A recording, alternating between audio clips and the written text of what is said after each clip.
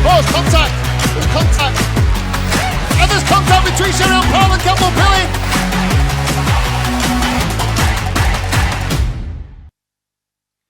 Good morning and welcome here to round 4 of the Daniel Ricciardo Series at Hooton Park.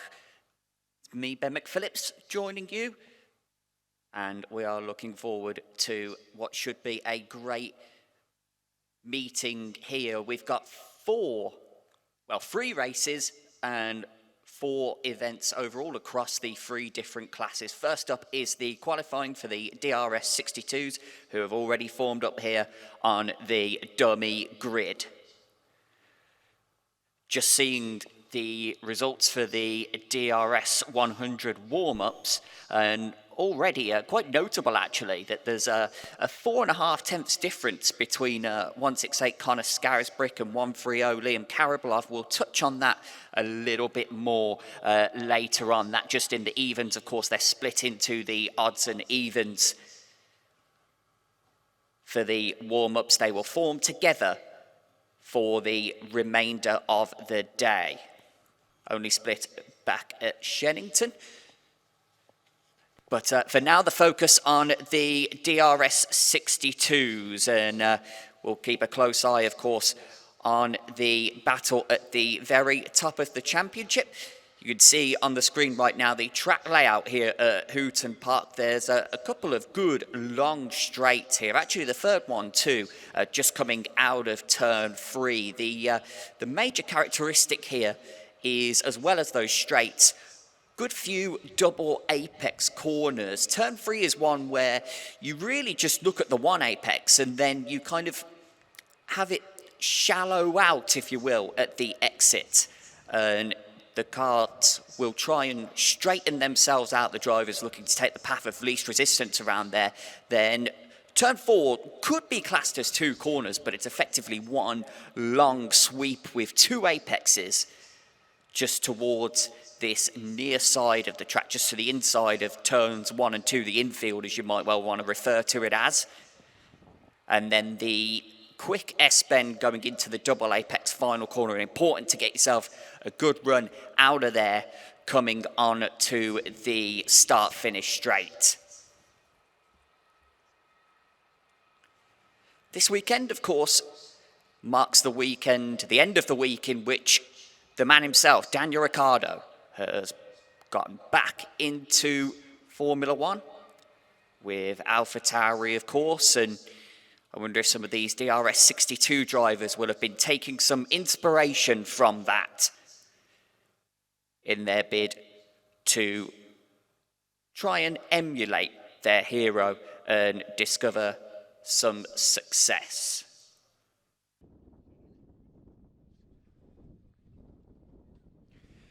DRS100's qualifying time now, and the competition gonna ramp up further in addition to what we've already seen. And so far in the 62s, we've seen the lap times tumbling and creating big excitement all throughout the session. Didn't quite see the same in the 125s, but Sam Faulkner late out, and that certainly made you wonder if there was a problem there, as Campbell Pilling was looking to get the pole position and did set the initial benchmark before Faulkner emerged and beat it. Almost like the old F1 qualifying days where Mercedes would just sit in the pits for a little bit and then come out and disappoint everybody else who had a hope of taking the front row.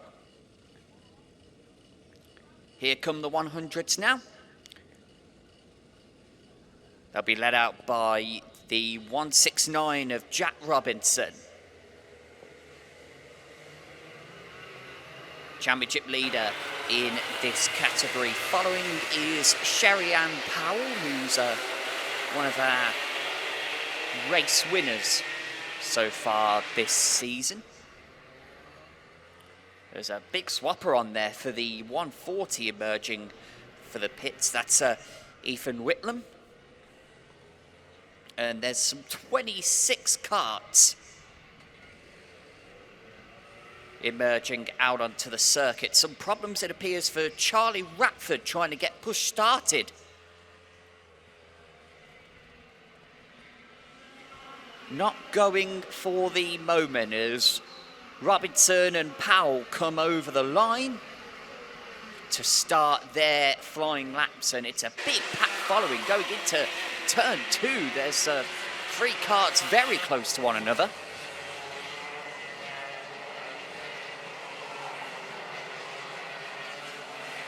And here they come now through the middle portion of the lap. The front runners just coming towards the end of the lap, and Powell closing in actually there on Robinson, and here they come for the first time, and Powell indeed going quickest initially, but being beaten by Daniel Sutton before Connor Scarisbrick goes quickest, and then Benjamin Baker takes the top spot.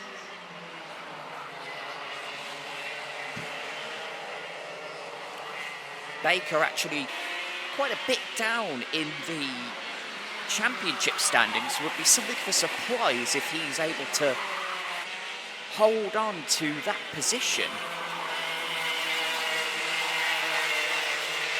Ran well in one of the races at Shennington before being involved in an incident there, and basically a racing incident just coming out of the chicane there, so has shown some promise. But back down to 6 now as the lap times begin to tumble down, and it's Connor Scarisbrick who rockets to the top of the timesheets on a 36.2.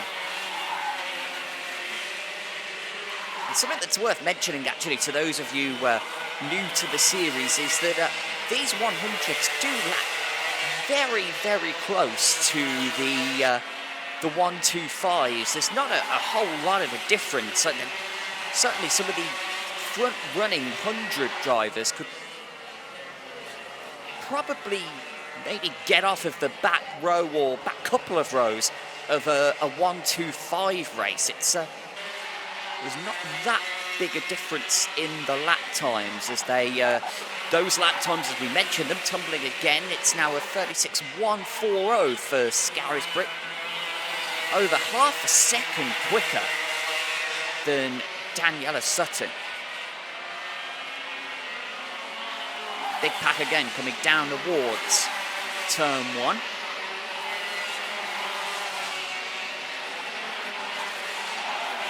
And looks like there's a move being made just out of the back of the circuit there.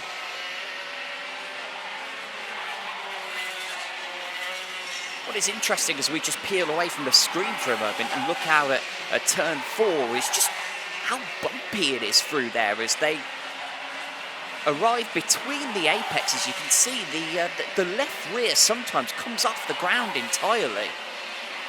As Robinson now going up to second and beginning to bridge that gap, but there goes Benjamin Baker right back up to second place, and the first to get anywhere near close really to Scarisbrick's time,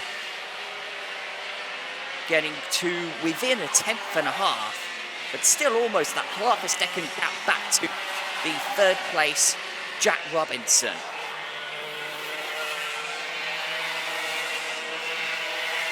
Scarisbrick there we're seeing on screen now. Just behind there it appears the 142.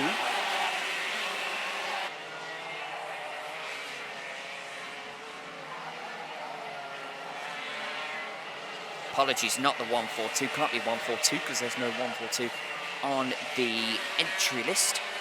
Definitely a 1-4, that's for sure, as they come through turn 4 again, and just keep a lookout for what we were mentioning earlier, that left rear coming off the ground. Seems to happen across all of the categories, particularly these 100s and the 125s.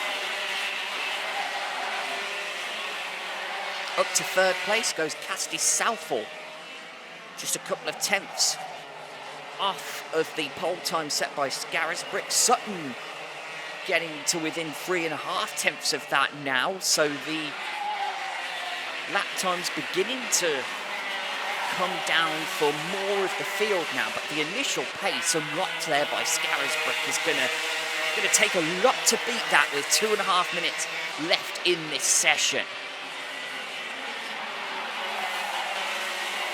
Up in a 5th, Jack Robinson, then Liam Karabalov up to 6th, then moving up big time. Just outside of the top 5, there's a big gaggle of karts coming there into turn 3, and they're 3 wide on the exit.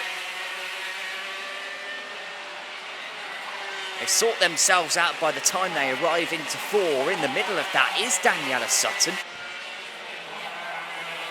who's looking for a way through there on 145 Isaac Kite as they now head on to the start-finish straight. And there's Scarisbrick just behind, coming through another kart on the start-finish straight. Once again, another gaggle going into turn 3 as Sutton makes a move.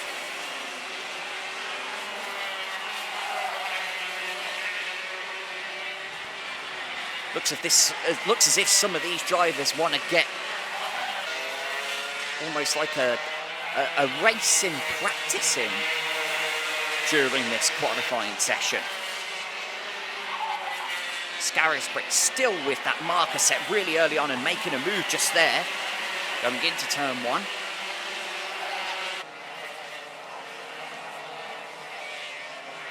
As we keep our eyes there on the 143 of Daniela Sutton, currently 3rd. 50 seconds to go. Can anybody find a way of improving?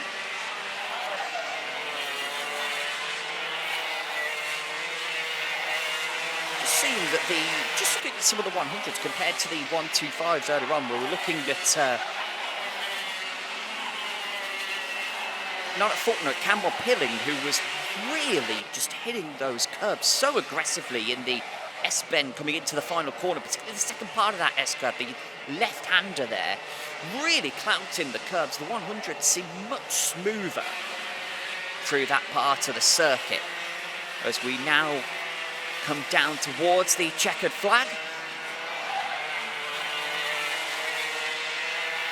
An improvement towards the midfield for Nerin Evans, up to 11th in the leading novice plate car. So top 3 over the line, no improvements.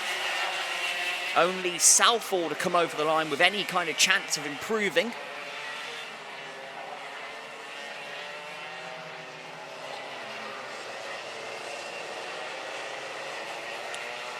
And so over the line, and no improvements, it appears, among the top drivers. So it is going to be Scarisbrick on pole by just under a 1/10.5 ahead of Benjamin Baker. Fantastic result there for him. Sutton 3rd, Cassidy Southall 4th, championship leader Jack Robinson in 5th, and some 4/10 off of the pole timers. There's a huge gaggle actually from 5th down to 14th. There's just a 1/10.5 in it there, so it's an immensely tightly packed midfield. And if you go down 1st to 21st, that's all we can see on our timing screen. There's 0.73 of a second.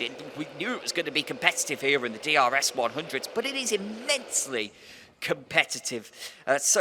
Well, that says it all, really, doesn't it? The gap from 1st to 2nd, the same as the gap from 5th to 14th. That is how competitive we have it here in the DRS100s. But coming out on the right side of that is Connor Scarisbrick, and we'll see these drivers back out on the circuit. 12:35 for the first of their heat races. Next up in our schedule is the first heat for the DRS62s. We'll see them out in about 10 minutes from now. Stay with us for that.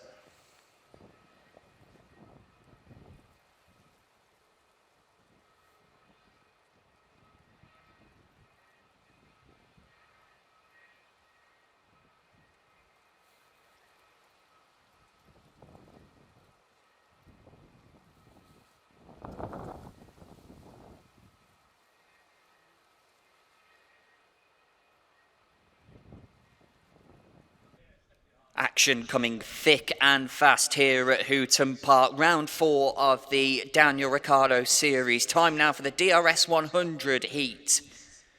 And we're looking forward to a bumper grid, some 26 karts out on the circuit looking to impress. And it should be particularly competitive, particularly given what happened in qualifying, where we had about a 1/10 of a second between 5th place Jack Robinson and 14th Freddie Farrell.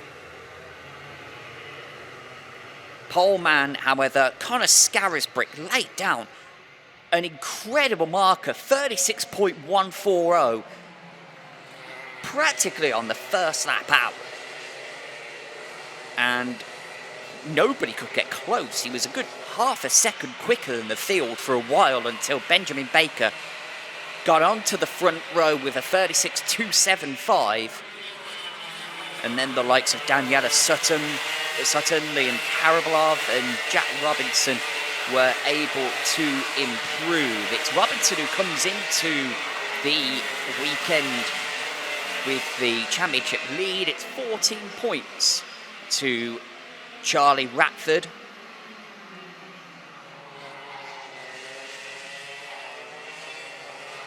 And Ratford, of course, all the way back in 12th, going to have a lot to do in this heat.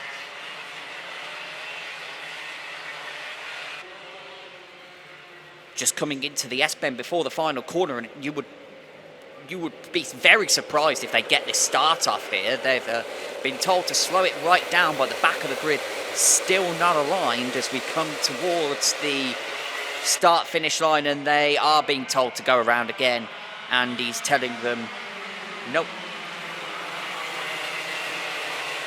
that's not right.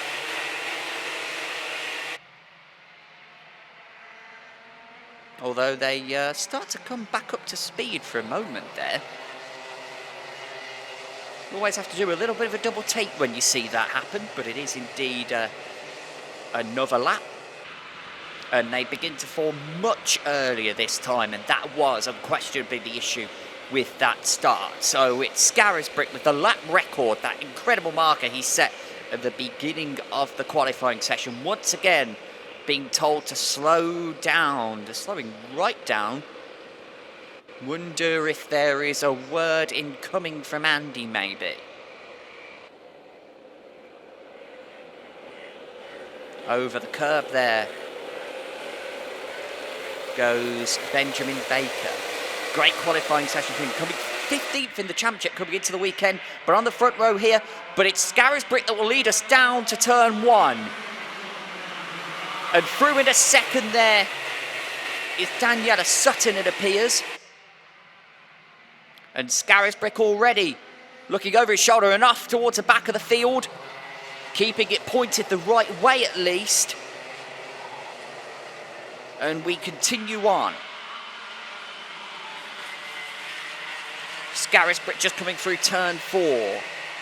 Still a few of the karts side by side as through now we come towards the final corner.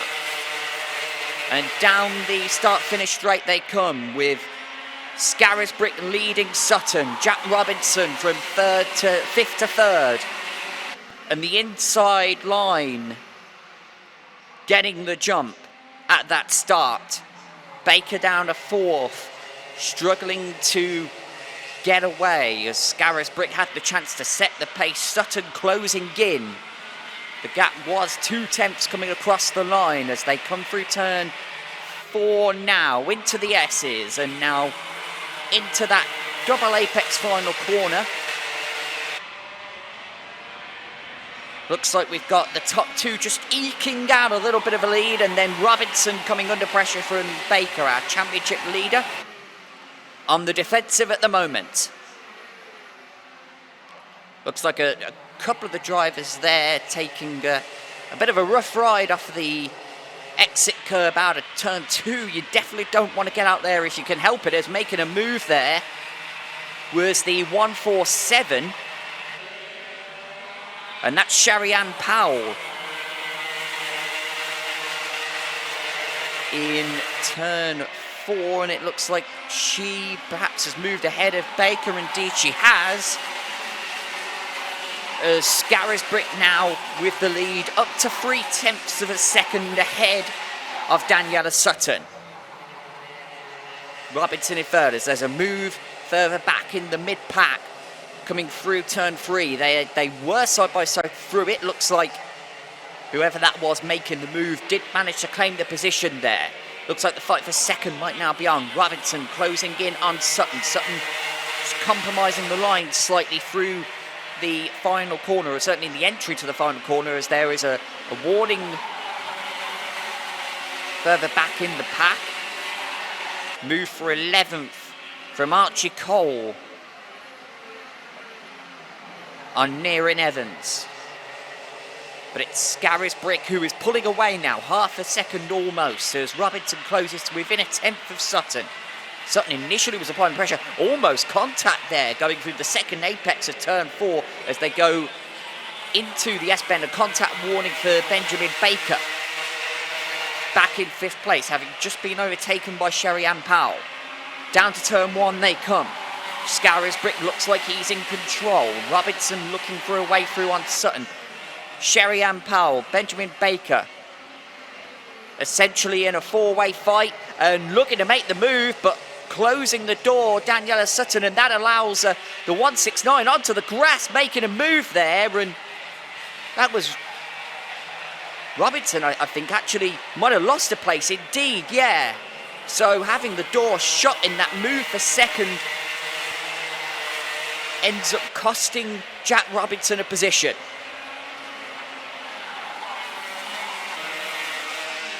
So here is that move. We're going to see it here, as that's Robinson and the door firmly closed by Daniela Sutton, and then the up and under has got a full course yellow out on the circuit, and 2 carts have come together. And that's the 167. And that's Baker, so contact warning earlier on for Baker, and now out of it from what was 5th place. And it was Ethan Whitlam in the 140 as well, involved in that, and a red flag. Baker looking absolutely incensed by what's happened, holding his head.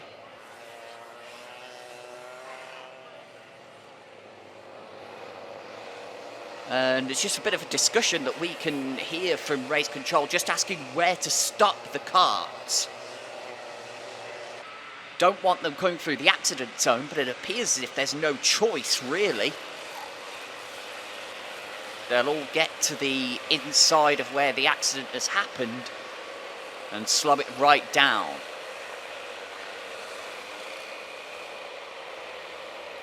So a race stoppage here in the DRS100 heat in round 4 of the Daniel Ricciardo Series for a collision that's involved Benjamin Baker and Ethan Whitlam. And Whitlam was way back in 23rd on the starting grid, so there's clearly something that we haven't seen happen. One of them must have slowed down, and then the other one has come across them, and maybe a discrepancy in speed, simply making it an incident that was pretty much impossible to avoid. That's what you halfway suspect might have happened there. There looks to be an issue with the right front of the 140 of Whitlam, so potentially maybe a puncture or a tyre delamination, something like that, contributing to the accident or a result of it. Haven't seen any replays yet. Drivers and their carts stopped by the start-finish line. All getting out initially, but then getting back in.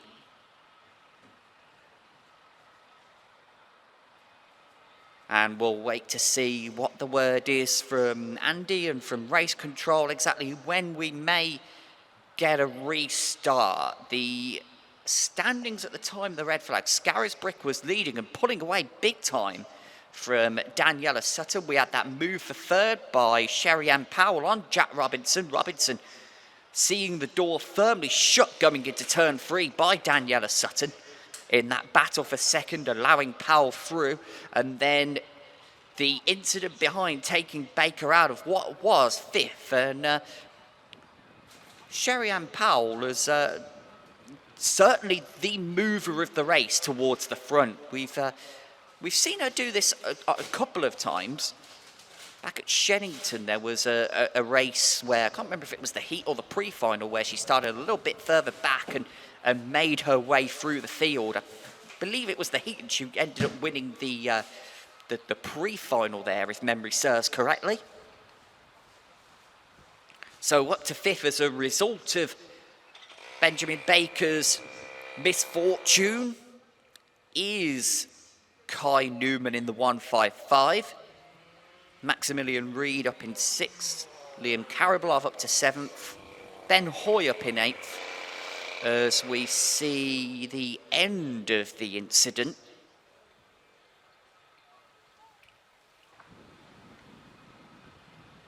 Very difficult to speculate exactly what happened there. We look to see that the right front looked to be down on the kart of Ethan Whitlam 140. And given the discrepancy, the difference of where they were running in the race, Baker towards the front, Whitlam towards the back, you'd have to hazard a guess as the drivers come out of their karts and are presumably going to get a talking to. And I wonder how much of this might relate to the start. Would love to be, say a fly on the wall, but there's no walls here. Would love to be merely a fly to hear exactly what Matt is saying out there.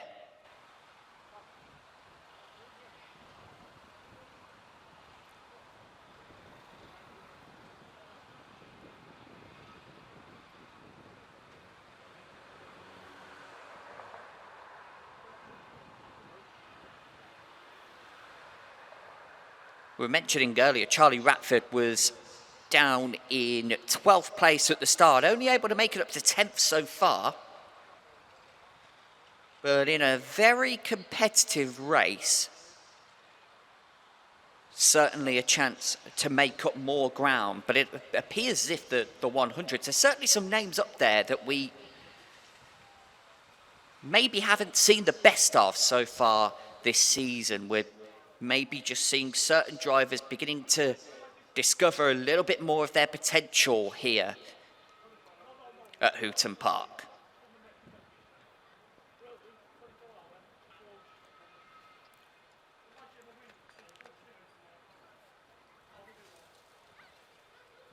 Just trying to watch Matt's body language here. It seems from the camera angle that we're getting that he's rather understated, but that may be masking the severity of what he's actually saying.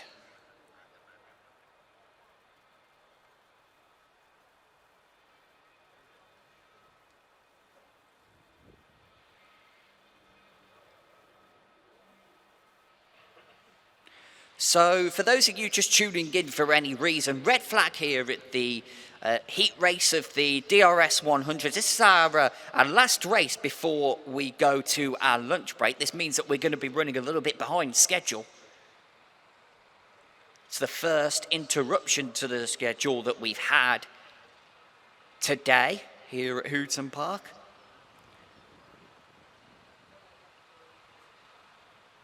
And the red flag coming out courtesy of a coming together between Benjamin Baker and Ethan Whitlam. Baker had started on the front row, dropped back at the start, fell from 2nd to 4th. The inside line got a much better jump on that start.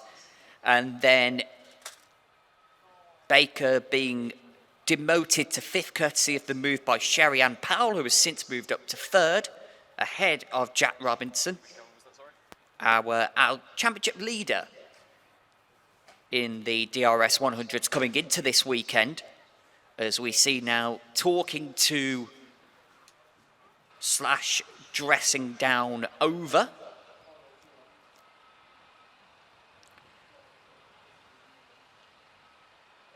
And drivers back to their karts.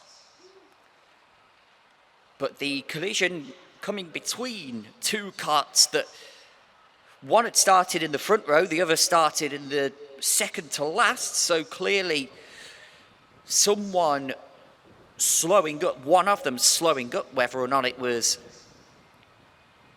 Baker backing through the pack towards Whitlam or Whitlam falling back and being lapped. We couldn't quite tell, but they come together and the right front of Whitlam's car down on the ground, indicating a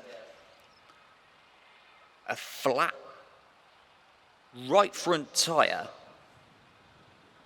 but no indication as to exactly whether that was a cause or a consequence of the coming together between the pair. So we'll catch up during that lunch break and see if we can find out exactly what has happened there and clear up the mystery before we see these DRS100s out on track once again. Appears as if the karts may have come to a stop out of position, and so there's going to be a bit of sorting out to do to get them back into their proper race order.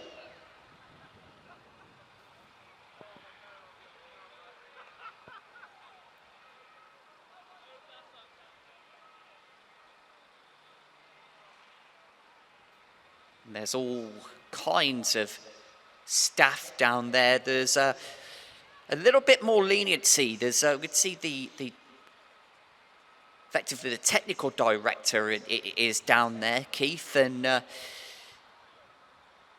he's going to be paying a bit more attention to the fuel consumption here, because they will consume a little bit more fuel as a result of having to slow down for the red flag and then get back restarted. So when weighing these karts, there's going to be a little bit more leeway that they'll get given the circumstances. But still, it's a job for him to do. And we'll see if maybe anyone falls afoul of that. But we are under a red flag here still at Hooton Park for the first heat race of the DRS100s. Their pre-final was due to come up at around 2:15 this afternoon, but this disruption means that will inevitably be delayed. The rest of the schedule will be set back.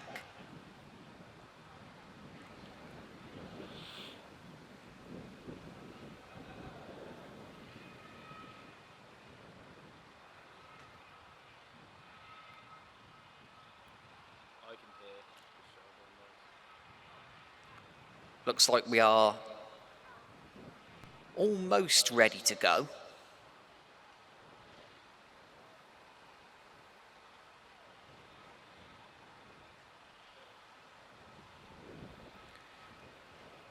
Of course, in a car race here, in this scenario, you'd simply be able to send them out in whatever order you wanted and then gather them back up under a pace car or a safety car, but no such benefit here.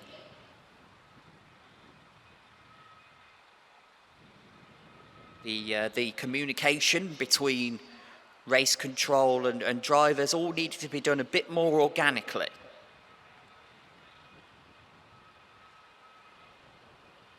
Bit of confusion among one particular driver there in the middle of the pack. We can't quite see the number from here. Is that, I'm just trying to see, 114, potentially Archie Potter.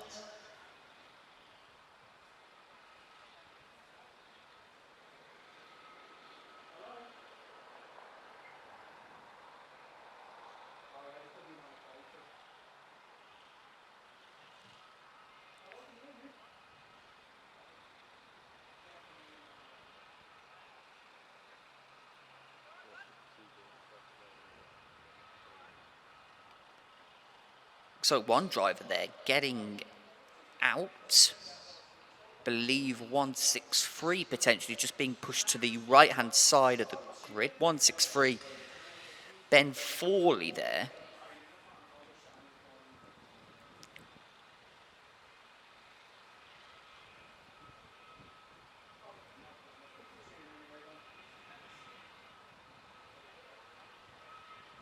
And he's just been pushed further up through the field.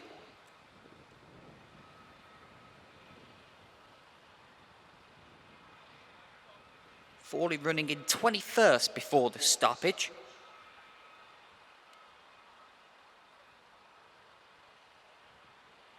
Just looking at the timings now while we don't have it available on the stream. Charlie Ratford actually has the fastest lap at the moment, 36.7. That's that looks to be some, no, it's a tenth quicker than Kai Newman, who has a 36.876, just a 1,000th short, as we're seeing, oh dear, one of the DRS staff taking a tumble. That's a nice third eye moment from our camera crew showing us that one.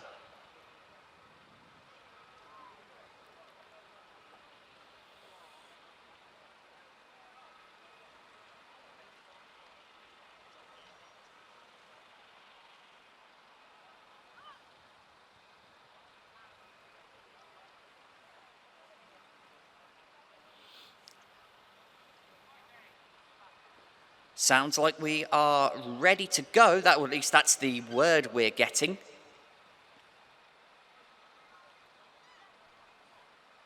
It's just Matt and Andy left on the grid now.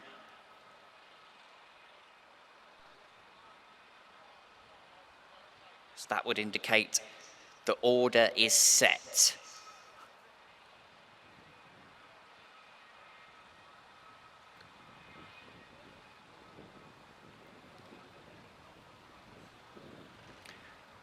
Red flag definitely is going to be bad news for Connor Scarisbrick, who looked like he was motoring away with this race before the stoppage. It'll give Daniela Sutton the chance to get right back behind him.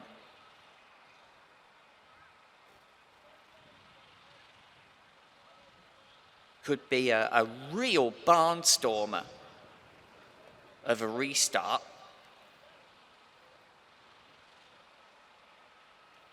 It's already something of a sprint that we have in terms of our race formats here in the Daniel Ricciardo Series, but this could be something of a super sprint.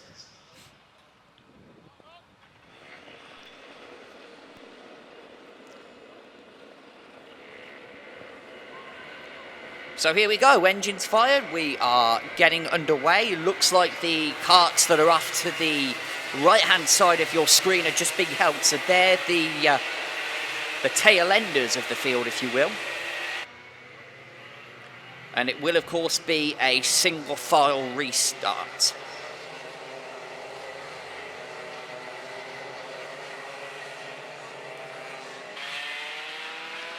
May well give them the first lap potentially, just to know. It looks as if actually Scarisbrick is slowing it down, so that indicates we're going to get a start this time by. Might have thought, just given the length of the stoppage, they might give them, there's one kart there that's gone off into the grass just to drivers left. Maybe just accelerating back up towards the pack a little too quickly. Couldn't quite see who it was, but it was back in the midfield. It's in the front of the pack at the moment, but Scarisbrick does indeed have them back up to speed, and here we go.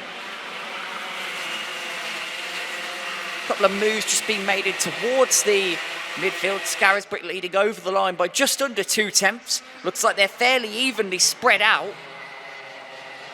Some moves being made back around 7th or 8th there as they go through turn 3. So Scarisbrick on the initial start looked to have Sutton applying the pressure for a lap or so before he really pulled away. He's gotten a good run out of the final corner there. And so the onus, you would think, would be on Sherry-Ann Powell and what she could do, as the top three have really pulled out a good distance over fourth place and championship leader Jack Robinson. And a move, is that a move for the lead? It is indeed, and nearly, so nearly are coming together there between Powell and Scarisbrick, but Sutton, who seems to be so good on these starts, looks like maybe she's just getting the tyres up to temperature a bit quicker than Scarisbrick. But does she have the ultimate pace to hold on to the lead for 3.5 minutes? Scarisbrick looking to get tucked right in now. Maybe a move into two. It's not really a passive move, but he was right behind there. And now it's Powell looking to the outside initially. I think that was Scarisbrick just saying, I'm defending the inside, you're not coming around there. And that Sutton making that move means that the top three, the battle between them is now a five-way battle, and it's Newman who's right on the back of it for the moment. Kai Newman, here comes the move for the lead. And Sutton able to hold on down the start-finish straight. 2.5 minutes to go now.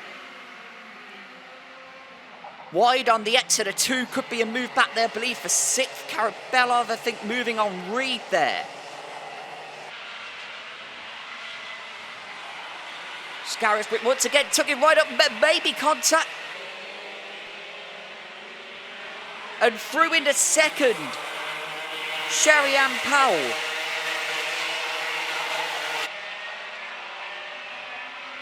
And Scarisbrick there looked like was trying to just get tucked right in behind Sutton and try and get that run off of turn 4 there off of the second apex, but maybe just did a little bit too good of a job of that and compromised the exit as a result, and Powell got through, and now Powell all over the back of Sutton. It's two of our girls fighting for the win.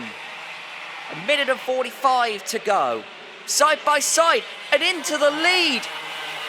And Kai Newman with a contact warning, and oh, it's such a shame there for Sutton. She's going to be forced way back, and now Sherry-Ann Powell has a huge lead as a result of being able to make that move into the S's. It was just not able to get through the acceleration as quickly as she would have liked there for Daniela Sutton, who is back down now to 5th, forced wide through the final corner when Scarisbrick made that move, and now Scarisbrick all over the back there with Robinson, who's moved up to 2nd, and there's a minute to go, and off at the exit of turn 4 there. We couldn't quite see who that was, as there's going to be another warning here for Newman, and so the fight on now for the victory between Sherry-Ann Powell and Jack Robinson, and Scarisbrick in there in 3rd, just a little bit over to him, but that'll allow the move.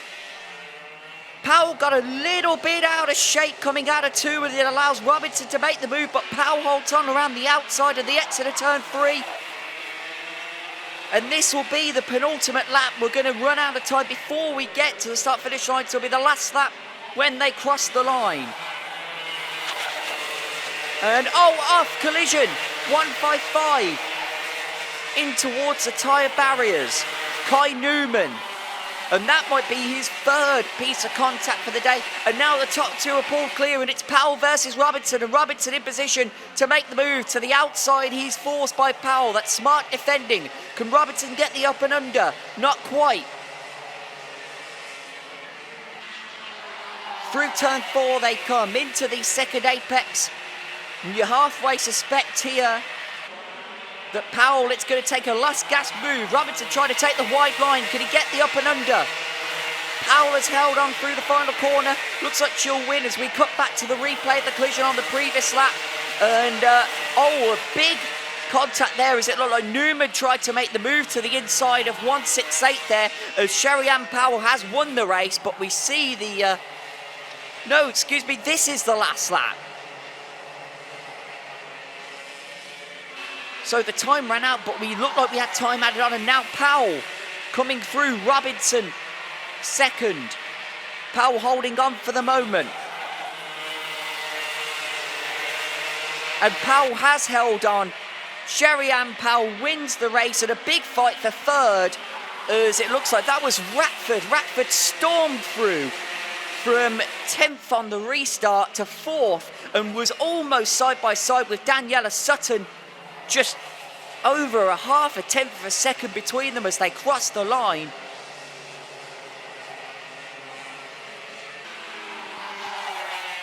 But Sherry-Ann Powell holds on to take the win ahead of Jack Robinson. It was so close. On the penultimate lap there, we saw Robinson pull alongside as Powell got a bit of a slide coming off the exit of turn 2. And Powell shut the door and was able to hold on and take the victory. It's Jack Robinson, the championship leader, second. Daniela Sutton held on for third in the end. She got forced all the way back to 5th, having led after the restart, but just not quite having the ultimate pace. I think the collision involving Newman there really helped Sutton get back up into the top 3. And then Charlie Ratford being a big beneficiary of that as well, up into 4th from 10th on the restart. A big move. And you talk about championship implications. We're not quite at the business end of the season just yet, but if Ratford is able to make up the deficit in the championship, then that is going to be a big turning point there. That's going to be one of the moments where you might well say the championship was won there, if indeed Ratford can end up making up that gap to Jack Robinson between now and the end of the season. We see the results. Sherry-Ann Powell the winner, Jack Robinson second, Daniela Sutton up to third in the end, Charlie Ratford coming through to 4th, Maximilian Reed in 5th, and then it was Archie Cole, Freddie Farrell, Oscar Cole, Ben Hoy and Joe Jennings rounding out the top 10. Well, that was quite a finish indeed to our morning with the red flag and then the fierce competition. It was indeed the super sprint that we were hoping for towards the end there of that DRS100 heat. We now are going to have our lunch break and we'll be back with the DRS62s in around about half an hour's time for their pre-final here in round 4 of the Daniel Ricciardo Series here at Hooton Park. What a great finish that was to the morning session. Sherry-Ann Powell coming out tops in the first heat of the DRS100s. We'll be back in about half an hour for that DRS62 pre-final. Welcome to the DRS100 pre-final, which if it's half as bonkers as the end of the heat, it's going to be pretty crazy indeed. And I've got Andy Cox alongside me now to have a bit of a chat about that. Andy, I'm actually curious. Red flag wasn't thrown straight away when the rain fell down there. Why was that? I don't know. You'd have to ask Matt. Obviously, I think there was a couple of minutes to go, but obviously the barrier was really in bad shape. So I think that was a sensible thing to do. And I'm not quite sure what these drivers have chosen on their tyre choice. Some might have knee-jerk reacted and put wets on, but having just come in off the track, it's actually dry. So if we do get any more rain, then the ones on wets will be thankful, but I don't think that's going to be the case, really. Well, it is raining right now, at least over in turns 1 and 2, but over on the far side, we can't see anything, really. It's almost like we've arrived at Spa all of a sudden. Spa in northwest England. Well, do they have mayonnaise on their chips here? I think the problem is if you're on wets and even if it's raining a little bit, but if you're on wets and you start to cook the tyres a little bit, the blocks, and they start to melt together, then you're in big trouble. So the guys on wets, I can see a couple, they really need a sharp downpour now, because otherwise they're going to select reverse big time. Those guys on slicks, if they can get it in the tyre temperature window and make sure the car turns, then if we don't get any more rain or it just stops, there's going to be a mixed up grid for the final. Here we go. Yeah, we are off and away. Well, if the weather stays like this, it's anyone's guess what's going to happen, because both tyres are going to be in trouble in that scenario. So here they go through turn 135. Well, three carts actually running off, and one of those was Charlie Ratford in the 3. Oh, and a big slide, huge slide. Is he going to catch it? 165. That's Oscar Cole, it appeared, looking up the inside. He started down in 7th. How's he gone through there? Through 4 they go. Side by side, around about 6th or 7th. There's a problem. And have we got a stoppage? They've been told to slow down, so we don't have any indication on our timing screens. Yeah, red flag, race is stopped. So this is clearly the... we've had an incident because the ambulance is going out on track. We have had an incident out on track. It's on the exit of turn 1. Can't see who it is. We have seen the driver, who appears to be in some pain, but doesn't look to be anything significant.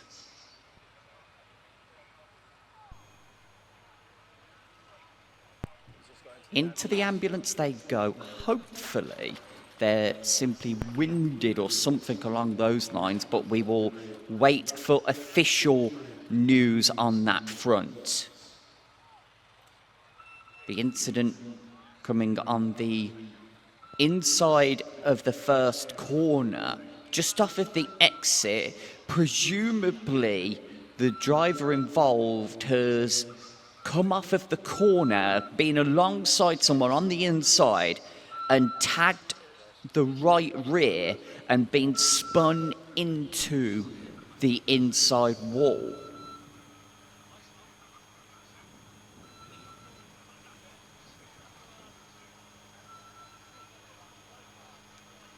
Andy Cox just leaving the scene at the moment. We just spoke to him,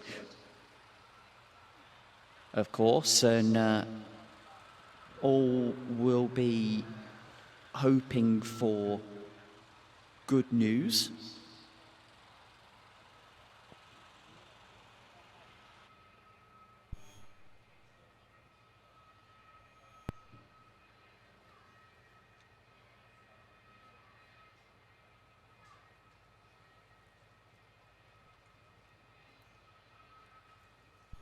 Just seeing at the moment the technical director, well, to say, sorry, the technical director, the technical delegate, if you will, for lack of a better term, just relaying to the race director exactly how the incident happened and presumably some details about the impact involved. And maybe some details of how logically those would affect the driver involved. So if this red flag and coming as early as it did, we don't actually have the full details on the time screens. That'll be because only a handful of the drivers have completed their first lap. That's going to create a bit of confusion. You imagine that in this scenario, because not everybody crossed the line before the red flag came out, in that scenario, you imagine that they would go to their original grid order and we will have essentially a second race start.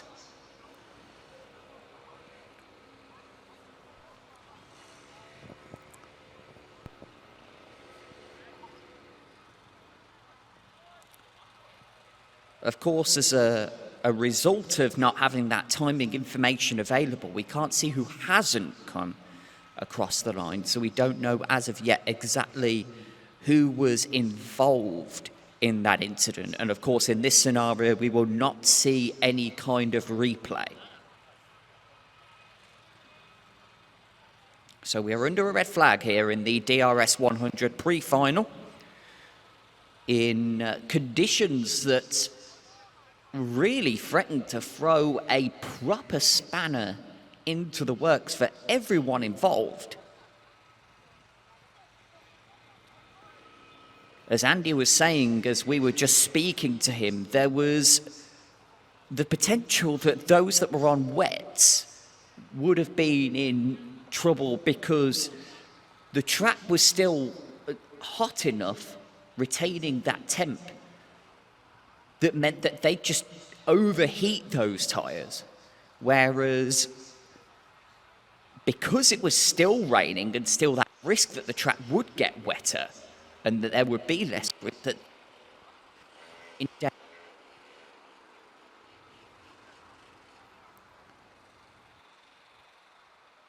so a very volatile situation there for whichever tyre you were on.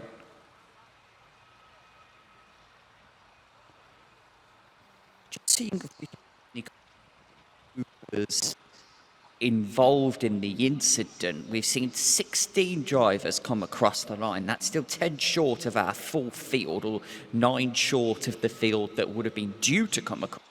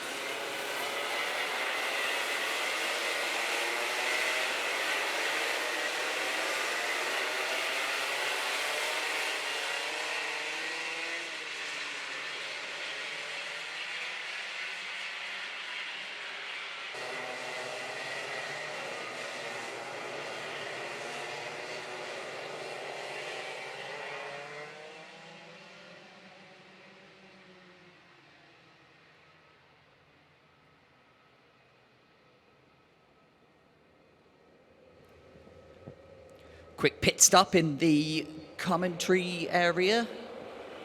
Quick technical change, and we are almost ready to get underway. And as we believed it would be, it does look as if it's going to be a double file start, so a full-on restart. And here we go, underway, first time by with Sherry-Ann Powell, and a big move to the inside there from the third place starter as someone goes off just on the entrance towards turn 2.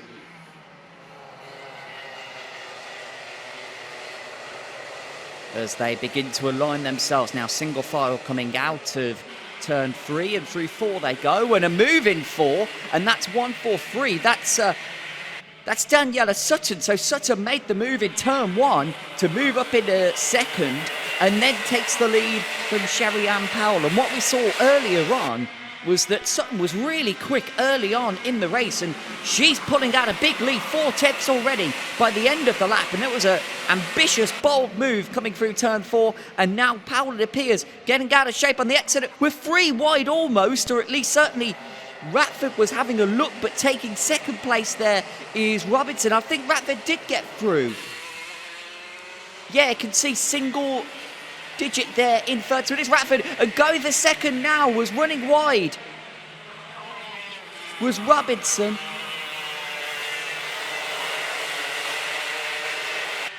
All action. As just was the case in the earlier heat for these karts.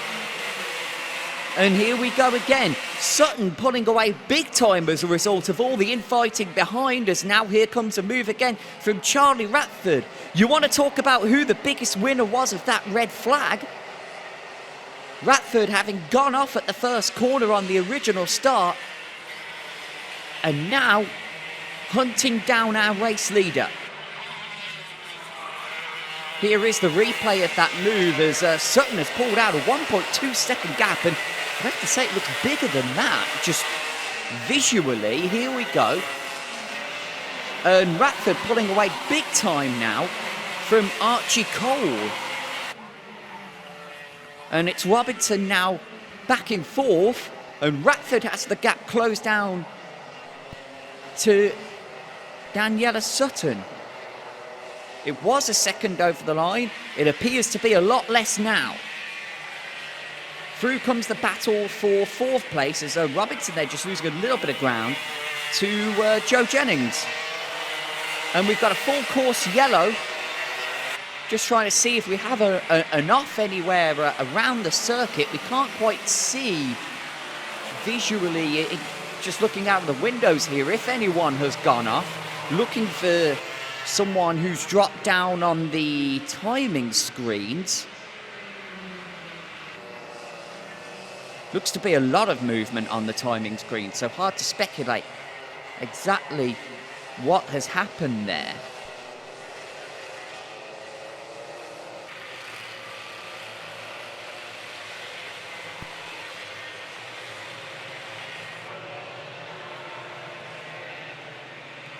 So the drivers will gather themselves back up, and we're going to have at least one more lap. And Charlie Ratford he'll be thankful his efforts to close up on Daniela Sutton have been it's all been taken care of for him effectively. So there is the problem. Andy's carrying away the 165, and we're about to see it coming onto the start-finish straight, and it was Oscar Cole that spun around there into the tyre barrier. Just coming off of the exit of the final corner. Looked to be a single kart incident. And most likely some kind of driver error as we have a look to see some ominous clouds over to the far side of the circuit, but it would appear as if that's the weather that's just passed us by, and it would seem we're going to be heading for a restart now that kart has been cleared off of the circuit. It's the number 165 there, and so here we go to a restart, and Ratford got the run. No, not quite, and actually compromised through turn one. It may allow Archie Cole to attack, and we know Sutton is excellent on starts and restarts. And with almost 3.5 minutes to go, she's got the next couple of laps, you would think, are going to decide whether or not Daniela Sutton wins this race. Charlie Ratford trying to close in. And Ratford's championship situation was looking so dire earlier on, back in ninth at the red flag of the heat. And now all the way up to second in the pre-final and looking to close in, and it doesn't look like Sutton can get away. Front three pull away as Archie Cole begins to close in. Robinson dropping back, and looks like they're side by side there for fourth. 125, Jennings looking to attack. Has attacked, is through. Championship leader loses a place, and that's further good news for Charlie Ratford. But can he now try and steal the win? Looking to pull alongside, not quite, going into turn one. Daniela Sutton holding it for now. Sutton in the heat was up and down the field like a pinball. Here comes the move now. Ratford into the lead. Sutton was trying to set herself for the up and under, couldn't quite get it done. And you suspect now that if Ratford's made it through this early, then maybe Sutton just doesn't quite have the ultimate pace. Very clean move into turn 3, had the line. And now the emphasis is going to be on Archie Cole. Doesn't look like he can make an impression in the battle for second at the moment. Jennings closing in, Joe Jennings in 4th. Within 6 tenths now. And looking to be reducing that gap. We said that it didn't look as if Sutton had the ultimate pace, but she's not dropped too far off at the moment as Jakob Nilsarski there gets a contact warning.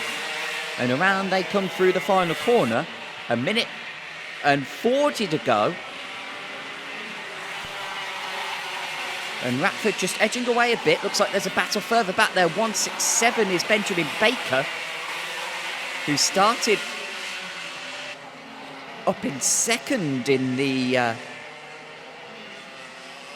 heat after a fantastic qualifying session, and looking to bounce back now in the pre-final and rescue what he can out of the weekend. 1 minute to go plus the lap added on. There's a move to the inside there. Looked like that was 162 there of Cassidy Southall coming through the final corner. Looking to get around Kai Newman. Newman had such a troubled heat race, eventually losing out to the collision at the final corner, as there is a pass going into turn 3. 2 passes, in fact, as the 169, it appears, of Robinson losing further ground as he falls back behind 2 of his rivals. And Sutton, the last time they crossed the line was just a 10th in it, a 10th and a half. You know, Sutton's still in this. We haven't given Daniela Sutton enough credit for being able to keep pace towards the end of a race. But throughout the course of the day, she's been getting up to speed quickly and then not having the ultimate pace at the end. But she could still be in this with Charlie Ratford, you know. Archie Cole just beginning to drop back slightly, a half second. The battle is a third with him and Joe Jennings, who has the fastest lap of the race last time by on a 37.5. That's, well, set again, a 37.3 as we come on to the final lap. Sutton in position to strike, it appears, into turn 3. And Ratford defends the inside line, would have allowed the up and under. They're side by side going into turn 4. Last lap. It should be Ratford to have the line. Takes a tight line through 4, but it looks to have done the job for the moment. Through the S's. Sutton trying to take the wide line. It looks like Ratford will have this one. And they'll cross the line 1, 2, 3 and 4. Ratford, Sutton, Cole and Jennings. And in the end, the gap for Ratford just a 1/10 of a second. There's a part of you that wonders whether or not Ratford got out front and then was just trying to control things. If he was, then he certainly wouldn't have wanted it to be as tight as that. They exchange pleasantries afterwards. They're both of them clearly enjoying and relishing that race. But Charlie Ratford, whose day looked to be in rather dire straits at the time of the red flag of the heat race, stormed from 9th to 4th, and now the pre-final winner, and will lead the field down to the start of the grand final, which is coming up in, well, that'll be, of course, our last race of the day, due to begin at 3:15. So, well, not long from now, just about 40 minutes or so. Next up for us, we are due to have the DRS 62 grand final, and that is going to be, actually, I believe we are slightly delayed. Yes, well, we've fallen off behind schedule as a result of the red flag earlier on for the incident that we had on the first lap, and just trying to see if we can catch a glimpse of who might have been involved in that. Doesn't look like we have the confirmation of that yet, but as and when we do have it, we will bring it to you. But for now, we'll leave you with the pre-final results. So it was Ratford winning, Sutton second, and then third place Archie Cole, just beating Joe Jennings, Ben Hoy rounding out the top 5, and then it was Benjamin Baker, Jakub Milzarski in 7th. That's he was the leading novice plate driver. Then Liam Karabelov in 8th, Kai Newman in 9th after a messy heat for him. He rebounds with a top 10, and Cassidy Southall rounding out the top 10. And with the fastest lap too, at 37.257. So we'll be back in a few moments with that DRS62 Grand Final.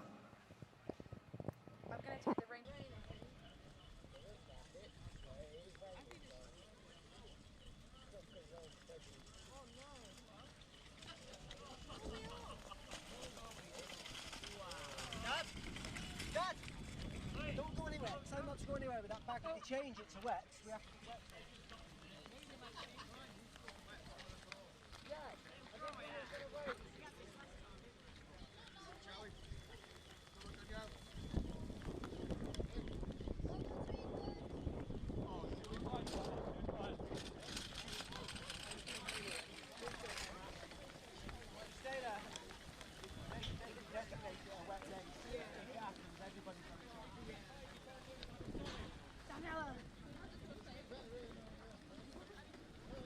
So, the big question, what do you do?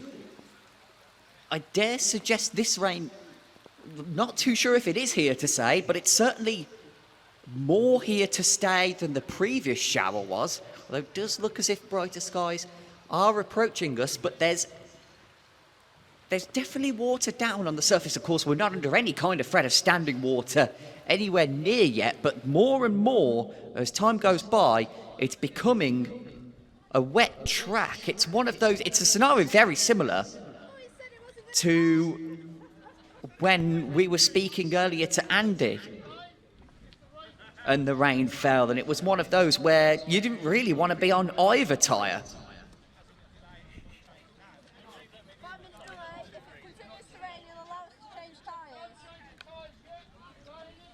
Just hearing in our ears, it seems as if we've got a delay, and certainly the pictures we have would indicate a delay. And this will give the race director the chance to declare a wet track.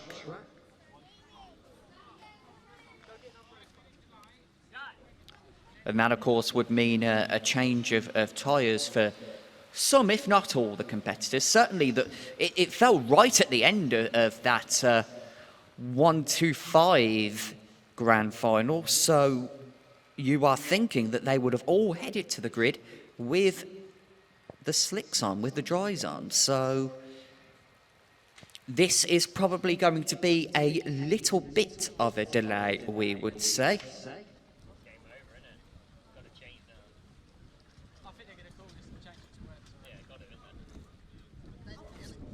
We'll have Daniela Sutton leading the field down to the start. Charlie Ratford in second, Jack Robinson third, and then Sherry-Ann Powell in fourth.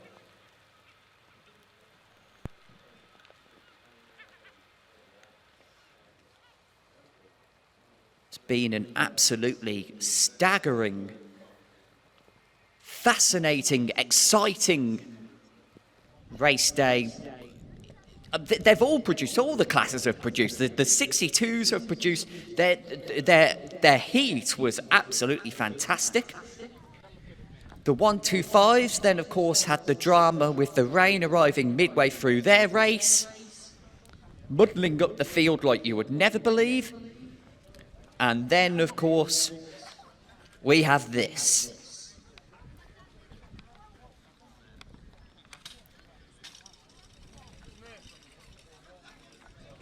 We're informed it takes some 3 or 4 minutes to change the tyres.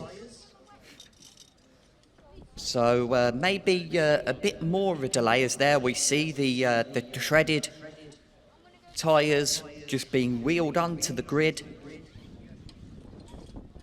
to the dummy grid we should say, and so yeah, it does appear as if we will be under a bit of a delay, around about 5 minutes or so, and this does mean that we have just fallen slightly behind our schedule towards the end of the day. We just had the trophy presentation originally due at 3:45. Looks like that will be pushed back by about 5. Well, we're already 3 minutes behind, and we've still not changed some of these tyres yet, so we're anticipating that could be more like a 10-minute delay, unless, of course, the trophy presentation is moved forward. And given that lunch was moved forward, you won't actually expect, you would imagine, the trophy presentation to be moved forward also, so that we finish on time.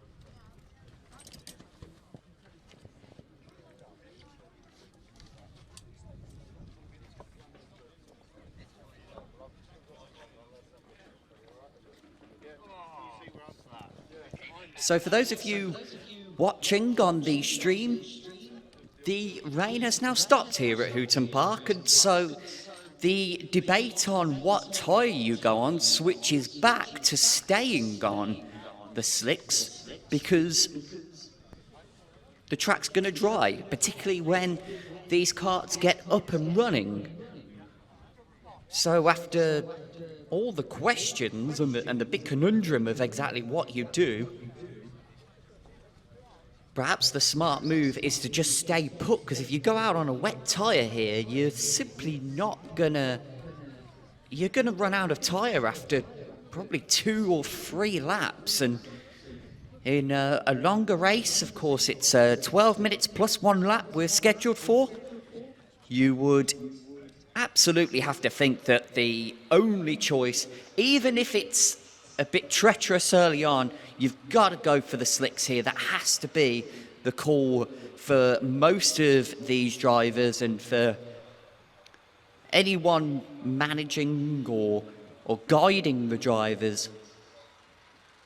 You'd have to think that's where the smart money is. Certainly the cloud hasn't completely disappeared. There still appears to be some over us, but it doesn't appear to be depositing anything at this stage.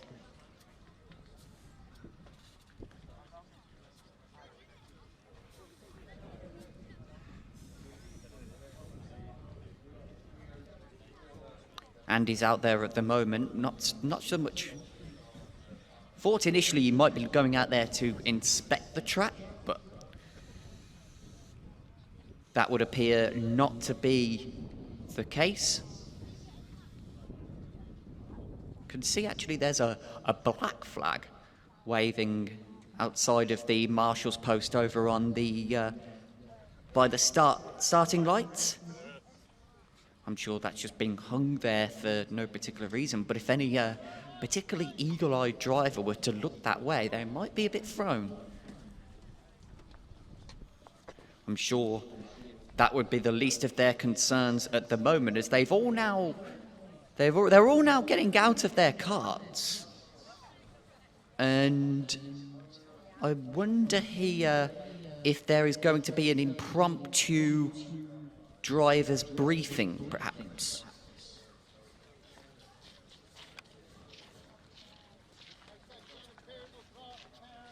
Let's see if we can listen in.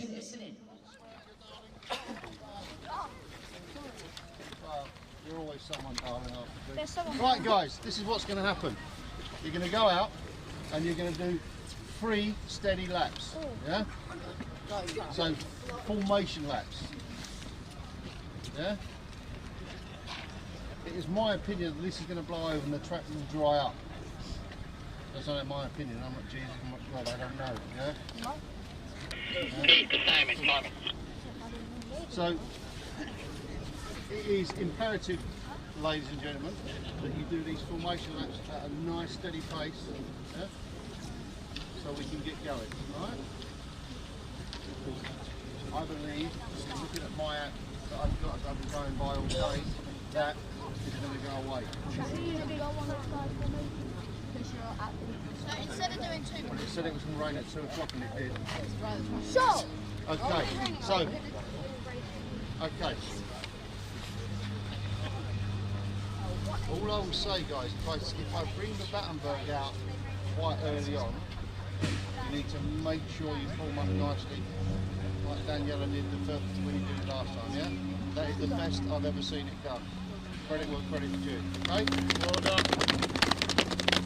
Right, back in your carts, guys.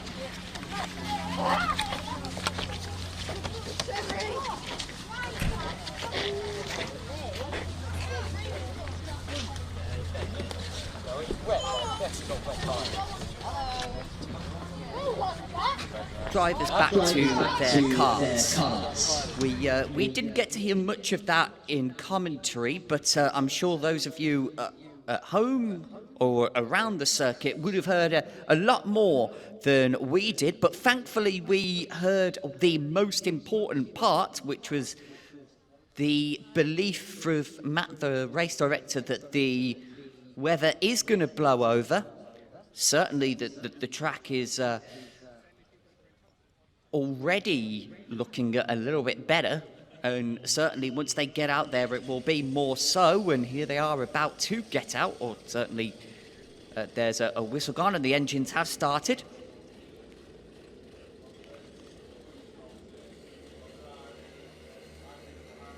And so here we go, and it would appear that they just want to play it a bit cautious here in race direction, and that makes complete sense. There's a strong emphasis on fairness and parity here in the Daniel Ricciardo Series, and that will extend to safety as well. Though there's one driver there, I believe that might have been the second place, might have been Charlie Ratford, that just going slightly wide, dipping a wheel or two onto the grass in turn 3 on the sighting lap. No harm, no foul.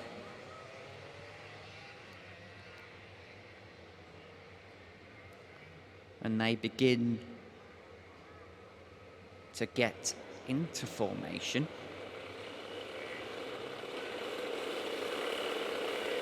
You don't normally get a start first time by, but they are formed There's a bit of a misalignment back around, yeah, and they will go one more time. There was a bit of misalignment there around about the 5th row. And so we do indeed go around one more time, and even if there hadn't been that misalignment, you suspect they would have gone back around one more time anywho.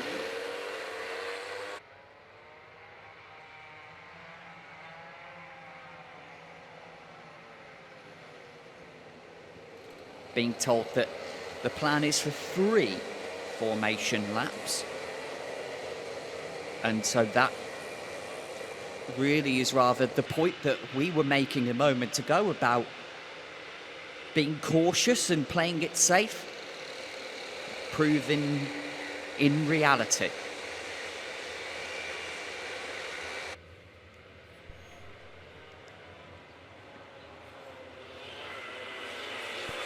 So, you'd see actually here, this is interesting, so some of the drivers taking the white line around the final corner.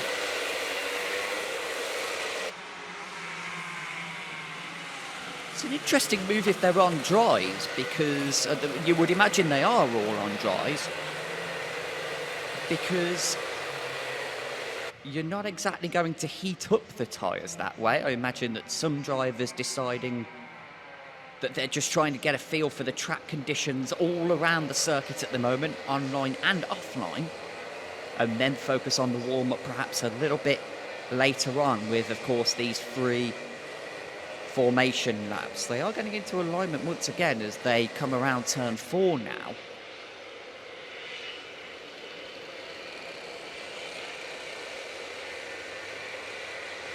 So it'll be Sutton, Ratford, Robinson, Powell, Scarisbrick, Baker, our top 6. We're definitely not going to start this time by.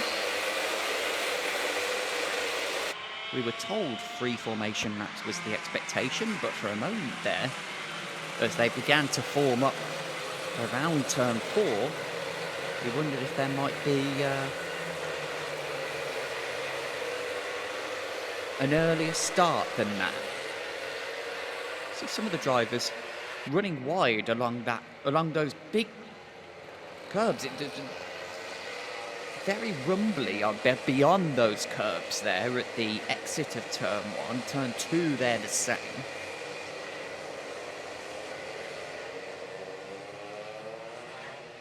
As they get aligned once again as they come around turn 4, and the sun now emerging here at Hooton Park as we get ready for our final race of the day. Looks like they're being brought down pretty well. It's quite slow, although I don't think some of the drivers are particularly happy to go. I think we might be going around one more time. And indeed we are, as formation is broken once again.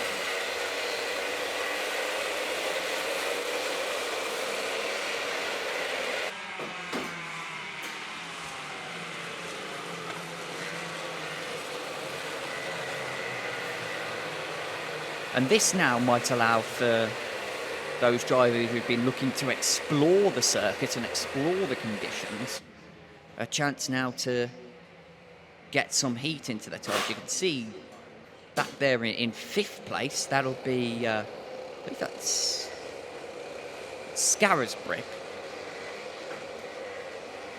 warming up the tyres to the extent that he almost looked out of shape going down towards turn 3. Beginning to get a line now, coming into 4. There's still one driver right at the back of the field that we need to come up to speed, catching the field quickly now though, and so we should get aligned and ready for a start. And the track looks almost dry now. Don't think there would be any worries at all about the grip you have on a slick tyre. Doesn't look as if there are any signals from the drivers. And so we are seemingly ready to go, provided they stay in formation. A couple of drivers just riding the curb to the inside there, but it looks like we are going to go. Yes, we're going to go. And Sutton looking to lead it. And they slow big time into turn 1, and there is enough. And it looks like Ratford, I think Ratford's gone off again at turn 1, just as he did on the original start earlier on in the pre-final. Ratford again has gone off at turn 1, and they're taking it very cautiously. So clearly there is still a worry about the tyres. And Daniela Sutton has it. Oh, is Sutton off? No, not quite. But she's pulled out a big lead, and it's all going on behind her. Crawling through at almost a snail's pace through the S's. And is there a coming together there just in the final corner? Might have been Sherry Ann Powell potentially involved in that. Sutton's lead is 1.3 seconds over Jack Robinson. Scarisbrick is third. And then Benjamin Baker is fourth. Ratford down to fifth. Not as far off as he was earlier on the original start in the pre-final. It looks like Ratford actually has overtaken Baker. And Baker all out of shape coming into turn 3. And Sutton continuing to pull further ahead. She rides the curb, takes a cautious line through both of the apexes there in turn 4. And it looks like Scarisbrick, yes, Scarisbrick now ahead of Robinson for second. Taking the tight line, the others taking the wide line, what they tend to call the karting line when you're in a car. Full course yellow is on the circuit, as there's been an incident over in turn 4. 2 drivers involved, both appear to be okay, but both drivers just retrieving their carts from the barrier. Looks like a collision. Looks like one of them will get back into the race. That is the 145. And that there...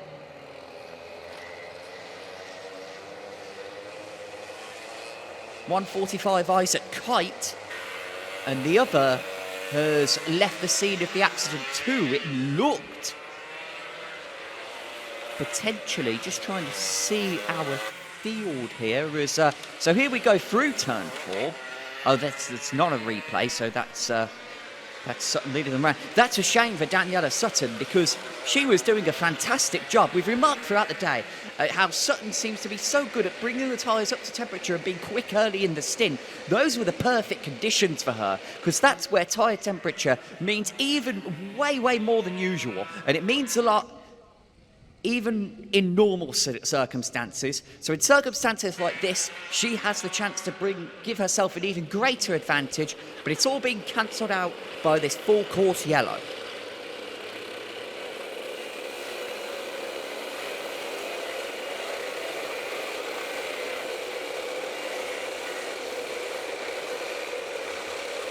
Couldn't quite tell who it was. It was a 1-5 that was involved in that incident with Isaac Kite. We couldn't tell if it was Kai Newman, Archie Cole or Joe Wood. It was one of those 3. Exactly, it would appear, yeah, so 159 we can see is down in last. And that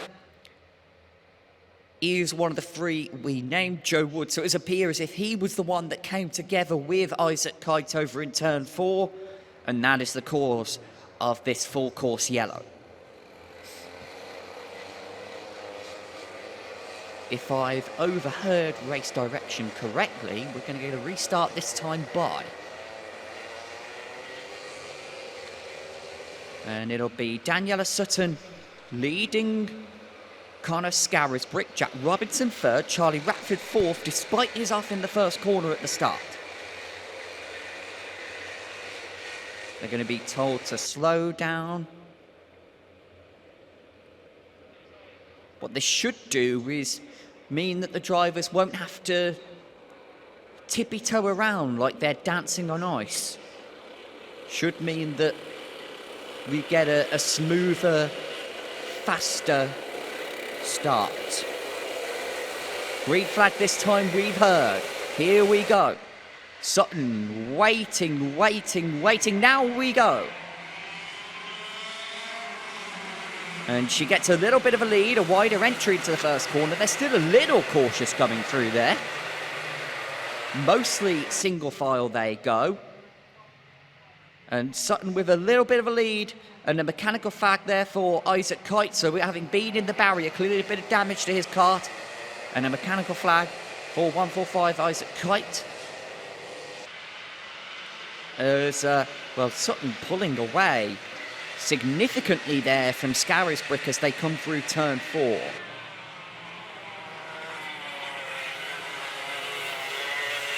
Is that a move to the inside of the final corner? They're side by side around 4th place there. And so let's see. Big battle.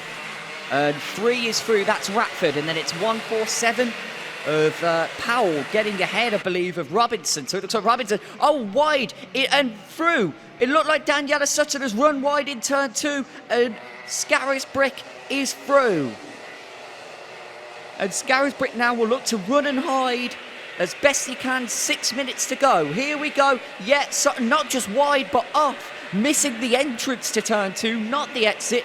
She's missed the entrance, ran off onto the grass, and just retreated. She's probably quite lucky that wasn't worse than that, as now Ratford was trying to get to the inside there of Sutton coming through the final corner. And now Ratford looking in the inside of turn 2, and this is where the mistake came last time, and Sutton is around. They've all got around. There's a spinner about 6th place, that's 169, that's Robinson. Championship leader coming into the weekend, backwards in turn 2. Scarisbrick looking to try and pull away now. And Sutton, well, that's going to be a big advantage for both of those two. Well, here we go. Let's see. So it's Sutton runs at, well, I say she ran wide. No, she's actually lost the place. Our apologies. So Ratford got through. Sutton ran wide again. That was because Ratford made the move in turn 2. Ratford just stuck his nose in, asked the question, and Sutton not able to find the answer. And now into 4th is Sherry-Ann Powell. And the question is, where did Robinson back down to 23rd as a result of the spin? 4.5 minutes to rescue some championship points. And we've talked throughout the day about the way that this championship battle has swung, and it's well and truly swung in Ratford's favour now. And the gap between he and Scarisbrick was 2.1, now 1.7. And Sherry-Ann Powell closing in on Daniela Sutton. Sutton this time gets a good run through turn 2. She'll be sick of the sight of that place by the end of the day.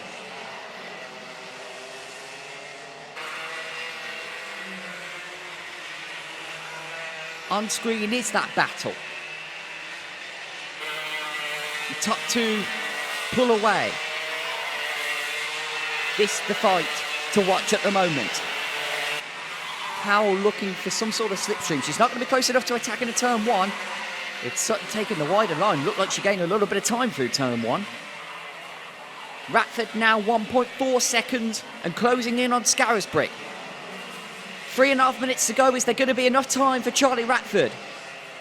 If you want to play the percentage game, you settle for second.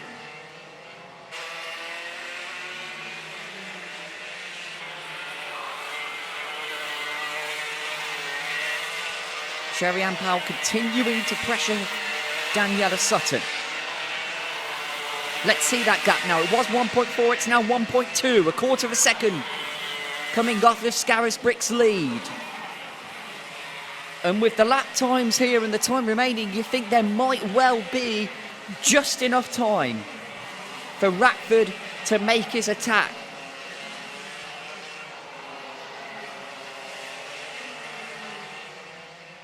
Oh, wide, Sutton through.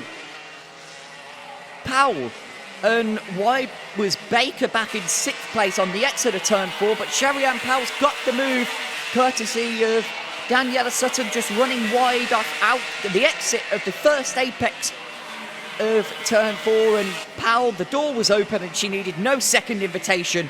She is through, and the lead now for Scarisbrick is less than a second. As we look back to 5th place, it looks like Karabelov is coming under pressure from Benjamin Baker.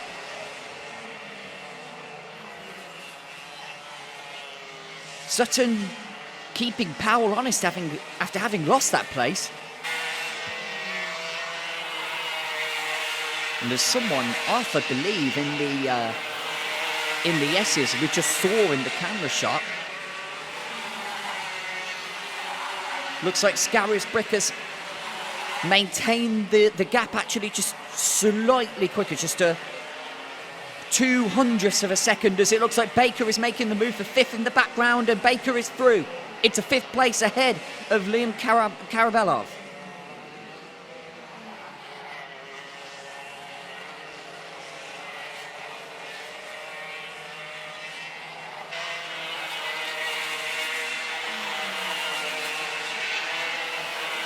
Looks like Powell is pulling away, and it looks like Ratford does not have the pace now to pull in on Connor Scarisbrick, who has gained a 10th in those last 2 laps. Crucial 10th with 53 seconds to go now, plus the additional lap.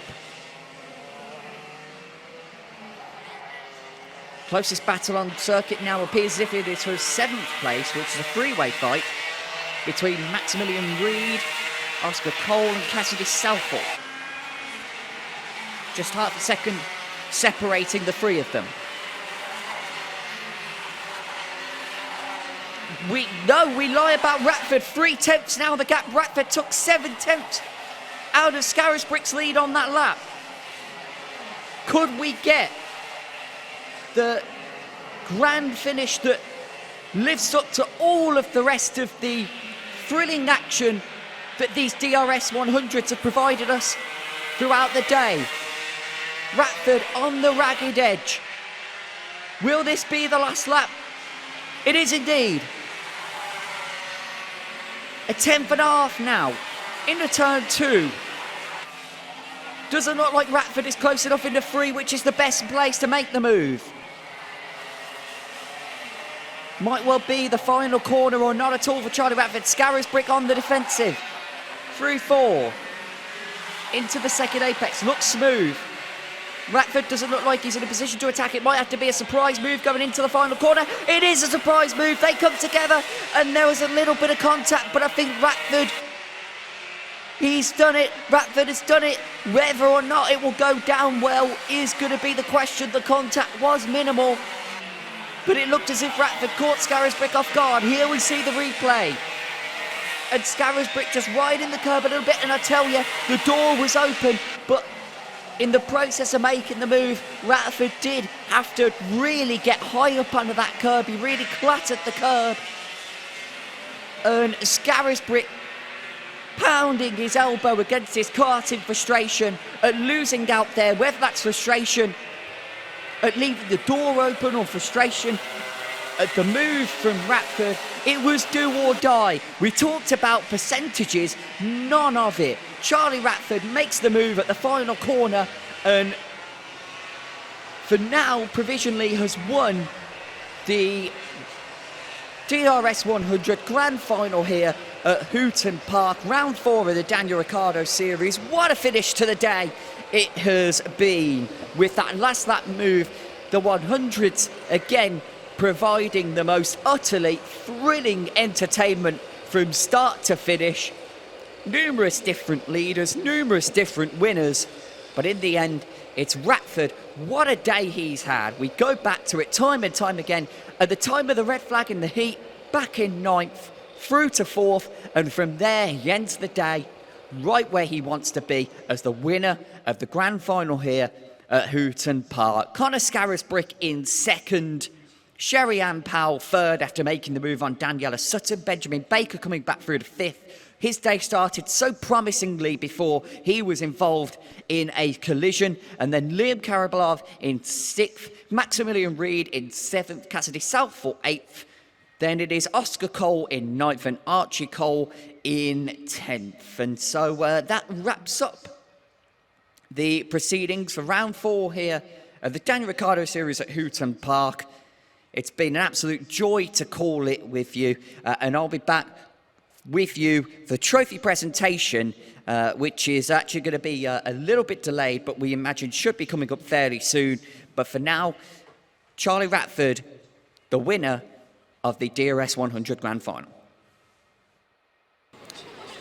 Welcome to our podium ceremony here for round 4 of the Daniel Ricciardo Series here at Hooton Park. What a fantastic day's racing it has been across all 3 of the categories. It's time now to give out the trophies to those that were fortunate enough to place on the top 3 of the respective races. So, starting with the DRS62s, and we will start with our academy drivers first of all, and we will first call over the 3rd place finisher, Neo Loiseau.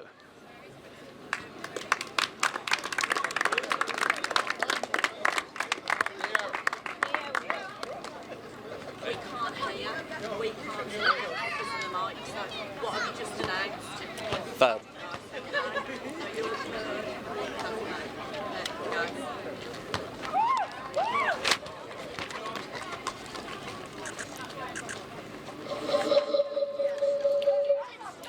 And our 2nd place academy finisher in the DRS62s is Jakob Schulz.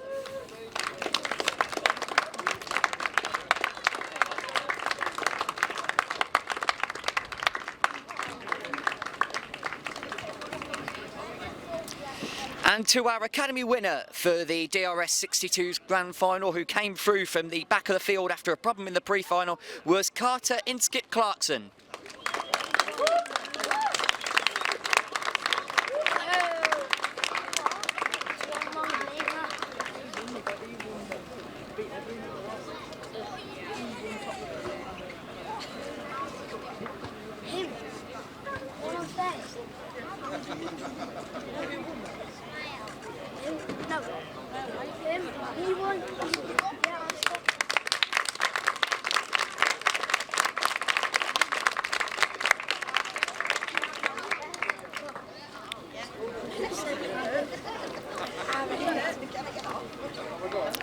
And we're just starting to feel some raindrops here at Hooton Park, and I'm sure the drivers will be happy for it to rain on their parade now as we begin to announce the DRS62 overall winners. And in 3rd place, Ashton Redpath.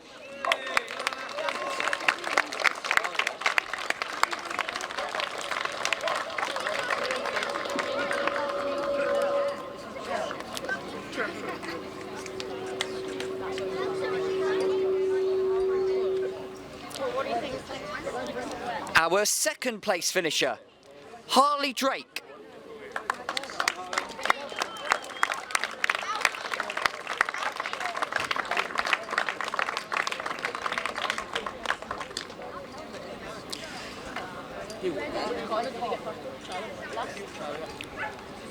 And in what was such a close battle all day for the top spot in DRS62, the overall honours, 1st place, Oscar Roach.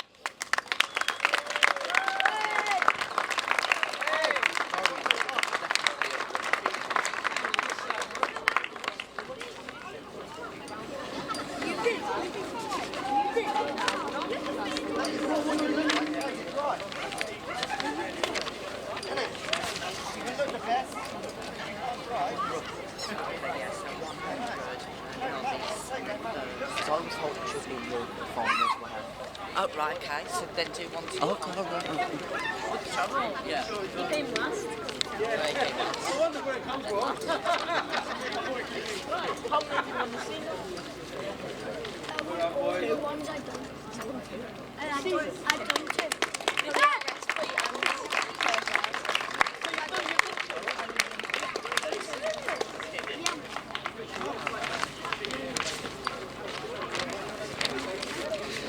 Next up, our 1-2-5s,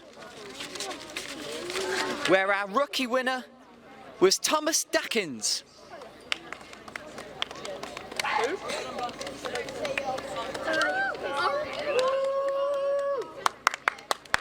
done, Invisible Time. I can go. Some confusion over the classifications of novices for the meeting, I believe, may have caused the absence there of Thomas Dackens for this ceremony. So we will move on now to the overall honours for the 125s. Reliably informed that for third place, it was the first senior race for in the 125s, and he gets up into third place after the race. Henry Foote.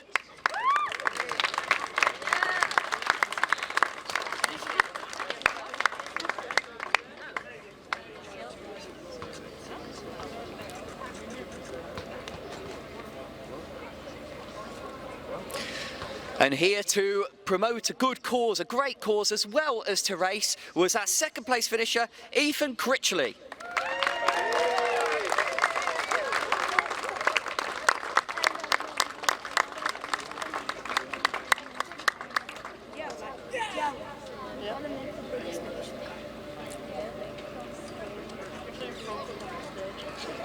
And our overall winner in the DRS100 is a clean sweep for Sam Faulkner.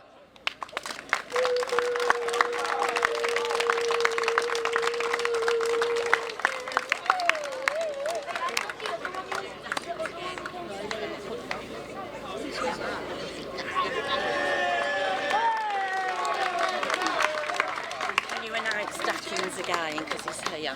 Okay. And arriving now to our podium ceremony to take his honours for best rookie finisher is Thomas Dackens.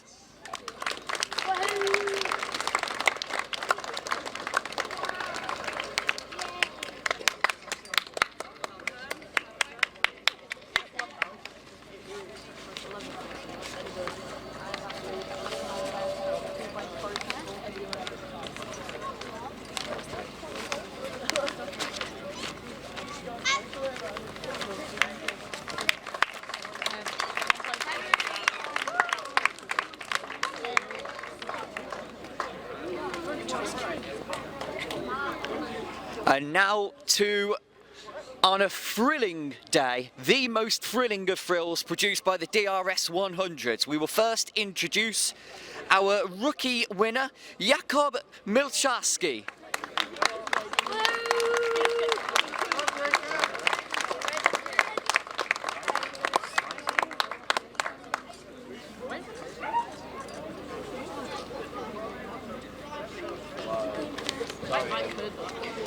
And now to our overall top three finishers. In third place, Sherry-Ann Powell.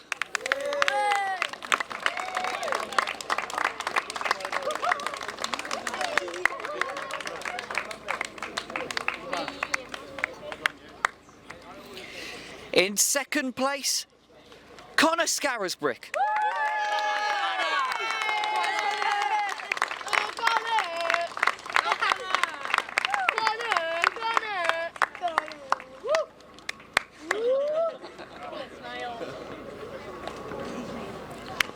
And snatching victory at the last gasp was our winner, Charlie Ratford.